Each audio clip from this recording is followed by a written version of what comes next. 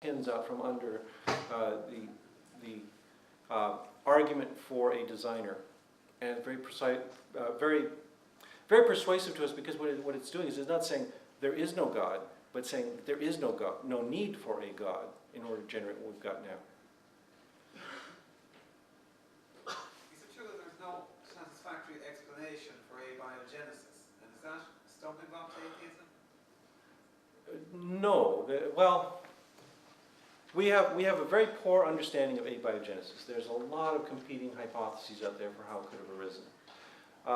But what we have acquired as an understanding of the cell in modern times is that biology is just chemistry. I know that chemists love me when I say that. Biologists will say, well, there's something, oh, there's a few chemists here, okay. Yeah, so when you look inside the cell, what you find is no vital agent. There's nothing special there. It is just chemistry. And so the answer for where a cell comes from is going to come from better understanding of biochemistry and chemistry. We don't have the answer. I will admit that freely. But what we see is a direction to take. That if we want to understand the origin of life, the avenue to pursue is more chemistry, not angels. There's no productive research on angels or gods, okay? But there is plenty on chemistry, so that's the way to look.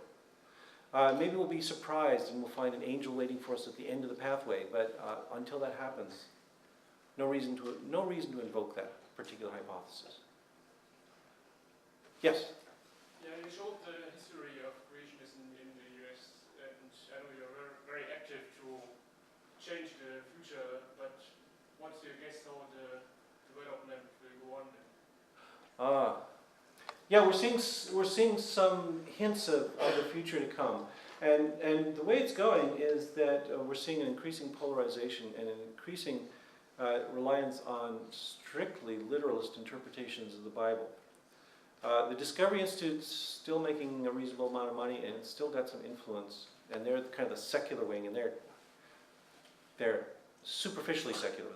Down deep you find they're very Christian. But it's organizations like Answers in Genesis that are really booming. The fact that they put up that creation museum, lots of money invested there, and the fact that they are getting tons of visitors every year, it is still swarming with people coming to see there, tells you that that's where the heart and soul of creationism still lies, is in good old-fashioned Flintstone-style biblical creationism. So that's kind of the future where we're going. Where will we end up? Well, broadly speaking, there's two directions we can go. One is we can continue to do a crappy job of educating our children so they don't see the obvious fallacies in that. And we get more and more creationists, and yes, we revert back to the 15th century. Or the other answer is better secular education, because really, the museum is absurd when you go through it and you know anything about the science at all. We'll have better secular education, and the creationists will be laughed off the face of the earth. It's up to us. Support good education for your kids. That's all I can say. Yes, over here. Yeah, I have a question that's related to that. As a homeschooling mother, I come into contact with a lot of creationists. It is myself.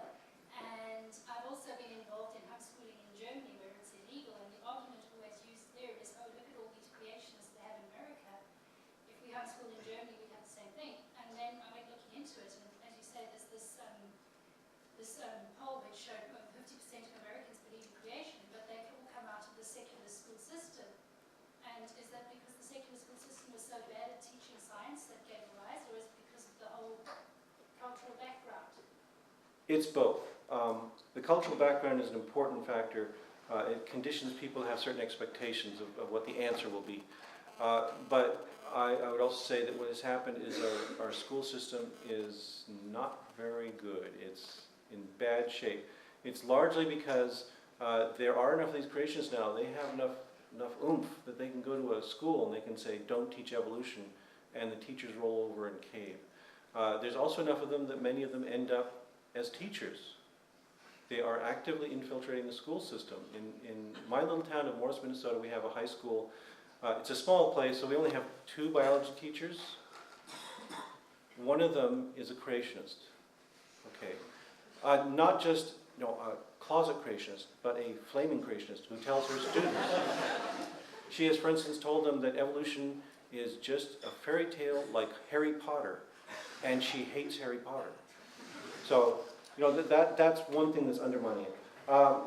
The other thing is, I hate to tell you this, I'm opposed to homeschooling because what it does is it strips resources from the community.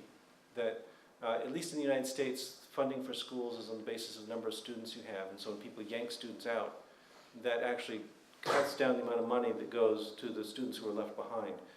And I'm sympathetic. I actually did the bad thing and pulled my students out of school. I didn't homeschool them. Instead, what I did is I got them into my university early. But yes, I'm a sinner. Forgive me.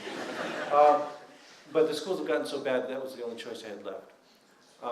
What we need to do is improve the schools. That would be the answer.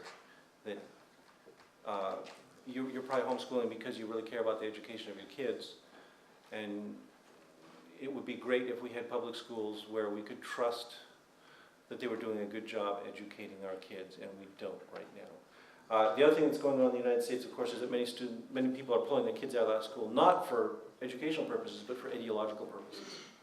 That they want to indoctrinate them even more deeply in religion. And that means teaching them that all this science stuff is evil. Do you think fear is still one of the main reasons why people sort of, block their ears to people like you, like fear of, we hear from the Bible, you're going to go to hell if you do this, that, and the other.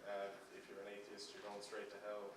As sort of, they talk about an almost infinite time scale of pain and suffering, whereas we can't even comprehend that. Or do you think there's more major factors involved? Well, yeah, I think fear is a powerful force. And when I've talked to creationists, that we share many values, and one thing is we don't like pain. We also love our children, and we want our children to do the best in the world, and they just want them to also do best in the afterworld. So it's all one continuous thing there. And so, yeah, they are deeply afraid that if they listen to me, they will be going to hell, and their children will be going to hell. They'll lose their values. They won't, they'll go around eating babies and raping grandmas and things like that, like they imagine atheists do, which we don't. And I will also admit that there are other factors, is that I'm downright rude to them, so they get kind of mad at me. You don't have to be as rude as I am. Yeah. But fear is a big one. Galileo believed lots of the things there, the silly things on the right. Yes. If you dismiss all those things, and lots of people can hold logical thinking and also those that can balance them in their brains. Aren't you part of the polarization that's going on and making it easier for people to, well, he's not like that, yes. So I want to be... I would agree, but of course the difference is that I'm right.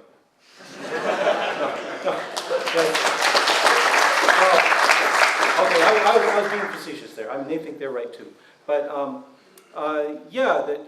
the problem is that for many years in the United States, we've taken this very casual attitude towards it, where they're religious, so you can't disrespect religion, you can't disagree with religion, and so we go along with this. It's like they've built a little wall of privilege around religious beliefs, and what I am is just part of a movement that is getting increasingly abrasive, trying to break down that wall and say, no, you don't privilege religious beliefs.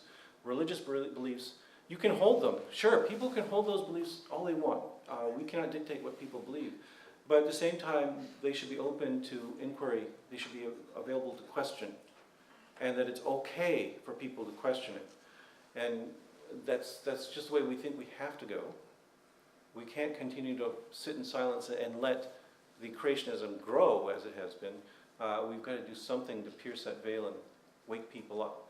So there's a very diverse population of people that are approaching this. I tend to be one of the ruder ones, and I will admit that freely. That I'm sort of the blunt instrument to pound away at the wall a little bit. But we also need lots of other people who are taking all these other different approaches in order to finally reconcile the problem.